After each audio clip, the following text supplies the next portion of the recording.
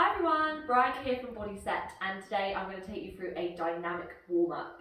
As a physio, I know how important it is to go through a dynamic warm-up before any sort of physical exercise, particularly running. Now myself and my colleagues have really seen a significant increase in the number of people out on the roads going for a run, which is great, but super important you're still completing a dynamic warm-up before you head out.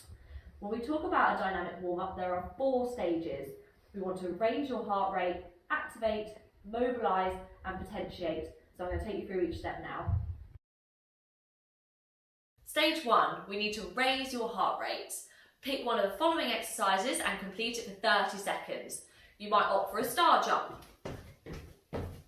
You might go for fast feet in and out. Or just standing on the spot and punching in a straight line. Any one of those to do for 30 seconds is going to get your heart rate up nicely. Stage 2, we need to activate. Major muscle groups in the lower limb, really important to switch on. Glute, quad, hamstring. So the first exercise we're going to go for is a single leg deadlift with a knee drive.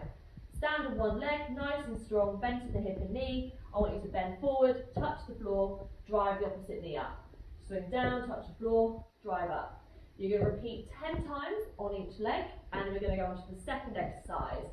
Single leg stand again, bend at the knee and the hip, and the opposite leg we're just going to kick out to the side. Start activating the outer glute a little bit more. Try and keep that knee nice and controlled. Okay, we're going for 10 of those each leg. And then finally, feet beyond hip width apart, we're going to go for a squat, knee to elbow. So we squat down, knee to elbow, squat down, knee to elbow, and repeat 10 times. Stage 3, we need to mobilize. What I want you to do, find a bit of space, walk your hands out into a high plank position.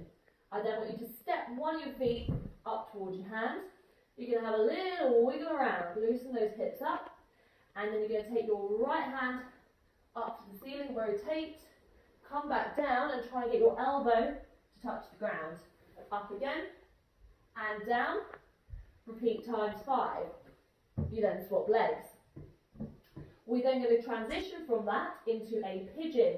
So tuck that leg underneath the body and just sink over that leg and come into a nice pigeon pose to open up the glute and hip. We're going to hold that there for 15 seconds and we're going to swap sides.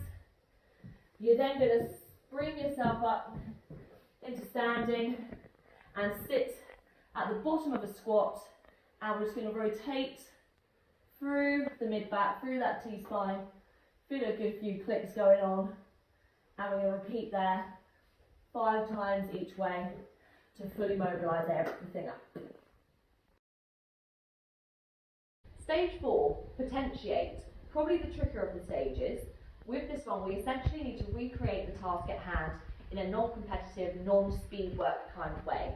For example, if you're playing tennis, you might want to send out a few serves on your own, or send the ball back and forward between you and a wall. If you're going out for a run, you might want to do 30 seconds of sprinting, high knees on the spot, like so. If you are doing a HIIT workout at home, you might want to go through some of the exercises that you'll be exposed to in that class. For example, a lighter burpee. So hands to floor, feet out, feet in, light jump, 5 of those for example. So that would then conclude your dynamic warm-up.